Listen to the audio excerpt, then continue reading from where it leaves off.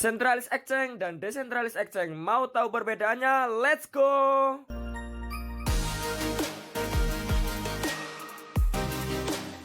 Welcome back to my channel. Halo everyone, apa kabar kalian semuanya? Semoga kalian baik-baik saja. Salam hangat bagi kalian semua dan berjumpa kembali lagi dengan saya, Pesal. Oke guys, sedikit kata-kata penyemangat buat kita hari ini. Mengetahui saja tidak cukup, kita harus menerapkannya. Keinginan saja juga tidak cukup, kita harus melakukannya. Centralized exchange mungkin merupakan jenis cryptocurrency exchange yang paling populer dan paling banyak diketahui oleh hampir semua orang yang sudah terjun lebih dalam ke dunia cryptocurrency.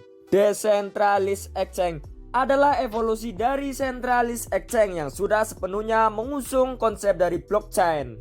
Mau tahu lebih lanjut apa itu centralized exchange dan decentralized exchange? Tonton terus video ini sampai akhir, jangan di skip supaya kalian tidak gagal paham dengan apa itu centralized exchange dan decentralized exchange. Centralized exchange merupakan platform pertukaran atau perdagangan cryptocurrency yang diatur oleh sebuah perusahaan organisasi pusat untuk memberikan sebuah tempat pertemuan orang-orang yang ingin saling menukarkan cryptocurrency-nya. Biasanya, centralized exchange menawarkan pertukaran mata uang kripto dari mata uang fiat, cryptocurrency atau cryptocurrency sesuai dengan namanya centralized, yang berarti adalah perusahaan organisasi pusat yang bertindak sebagai orang ketiga untuk menyimpan aset pengguna, mengatur aturan pertukaran, dan mengenakan biaya pertukaran. Contoh dari centralized exchange ini seperti Indodax, Binance, dan rekeningku. Decentralized exchange, jenis exchange ini tidak bergantung pada perusahaan atau layanan untuk mengontrol aset para pengguna. Sebaliknya, perdagangan atau transaksi dikendalikan oleh proses otomatis yang dijalankan dengan kontrak pintar atau bisa disebut juga dengan smart contract. Perdagangan ini dikatakan sebagai peer-to-peer atau pengguna-pengguna. Menggunakan teknologi blockchain, pertukaran desentralis dibangun untuk memastikan ada cara aman untuk melakukan pertukaran cryptocurrency tanpa diperlukannya bantuan pihak ketiga. Pada dasarnya, platform bertindak sebagai layanan yang menghubungkan pesanan perdagangan satu sama lain untuk melayani pelanggan yang ingin bertukar cryptocurrency, koin maupun token. Contoh exchange ini ada Switch.io Network, dan di dalam Switch.io Network ada Ethereum, Neo, dan EOS. Setelah itu juga ada Nudex, di dalam Nudex ada EOS dan Tron. Ada juga Poloniedex, dan di dalam Poloniedex ada Tron. Adapun cara kerja centralized exchange seperti ini. Di dalam kripto, Anda pun harus dalam perdagangan atau pertukaran mata uang kripto. Centralized exchange mendukung pesanan dari penggunanya, kemudian untuk mencocokkan dan melakukan eksekusi pesanan beli dan jual yang sesuai dengan centralized exchange menggunakan perangkat lunak yang khusus. Centralized exchange tidak mengizinkan kalian untuk mendaftar kembali ke kripto terbaru untuk mendapatkan hasil yang maksimal. Centralized exchange memiliki nilai biaya yang tetap dalam konteksnya ketika berdagang. Berdasarkan pada konsep, pertukaran kripto memiliki cara kerja yang berprinsip pada pertukaran lainnya, yakni algoritma perjodohan yang mengatur penawaran dan permintaan serta buku pesanan yang menyimpan pesanan pengguna. Decentralized exchange. Pada pertukaran mata uang kripto, crypto exchange konvensional, setiap pengguna akan memulai dengan membuat akun dan memenuhi persyaratan KYC di situs web atau platform. Setelah itu pengguna menyetor dana atau deposit, kemudian menghubungkan dompet kripto yang ada. Kemudian pengguna dapat membeli, menjual, dan memperdagangkan berbagai mata uang kripto. Mereka juga dapat melakukan transaksi dengan mudah dan cepat serta membangun portofolio jangka panjang terbaik. Pada pertukaran kripto terdesentralisasi, pengguna menghubungkan dompet cryptocurrency pada perangkat lunak yang berjalan di situs web desentralisasi. Seperti misalnya ingin membeli atau menukar aset kripto, pengguna cukup menentukan apa yang dicari atau dibutuhkan.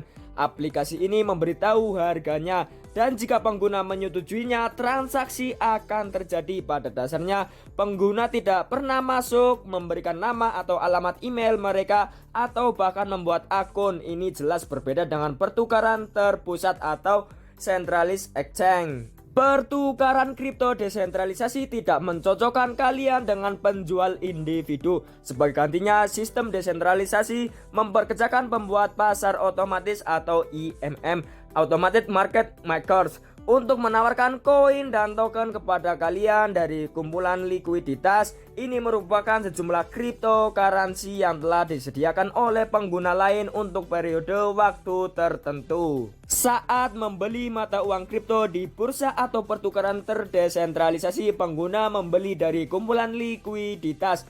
Pendekatan IMM mengindikasikan bahwa kalian dapat bergabung dengan liquidity pools dengan meminjamkan dana kepada mereka. Kalian juga dapat membuat dana kripto tersedia selama periode waktu tertentu seperti seminggu, sebulan, atau periode lainnya. Dan pada akhir periode kalian mendapatkan kembali dana kalian yang telah ditambah sebagian dari biaya transaksi yang dihasilkan oleh kumpulan likuiditas seperti membeli obligasi pemerintah. Decentralized Exchange atau biasa disebut juga dengan DEX yang canggih memberikan setiap pengguna banyak kendali terkait partisipasi dalam kumpulan likuiditas. Seperti contoh, kalian mungkin mengatur token hanya tersedia pada kisaran harga tertentu. Trader atau pedagang yang ahli mampu mengubah opsi tersebut untuk meningkatkan keuntungan mereka. Adapun untuk kelebihan centralized exchange sebagai berikut. 1.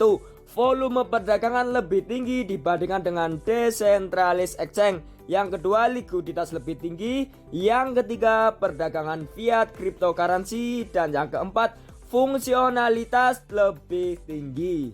Dan untuk kekurangan centralized exchange sebagai berikut. 1. Lebih rentan terhadap peretasan dibandingkan dengan decentralized exchange.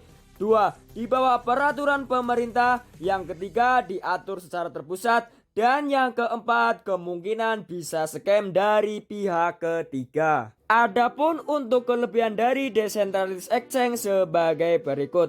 Keamanan lebih tinggi dari peretasan not terdistribusi. 2. Tidak dapat ditutup oleh pemerintah. Yang ketiga, tidak ada perusahaan organisasi terpusat. Yang keempat, tidak ada penipuan dari pihak ketiga manapun. Dan untuk kekurangan decentralized exchange sebagai berikut.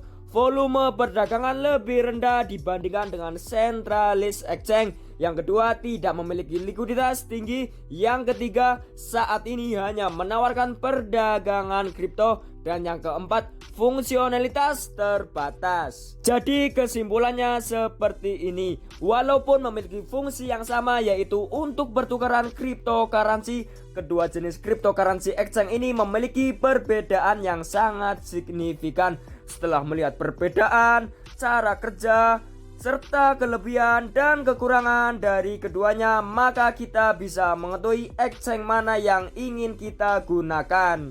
Dan kurang lebih seperti itu apa itu desentralisasi exchange dan sentralisasi exchange.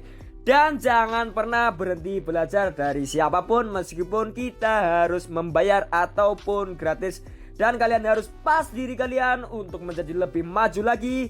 Jangan minder, tetap percaya diri, buktikan bahwa kalian bisa. Terima kasih buat kalian yang sudah menonton dari awal hingga akhir. Jika ada kekurangan maupun kelebihan, saya mohon maaf yang sebesar-besarnya.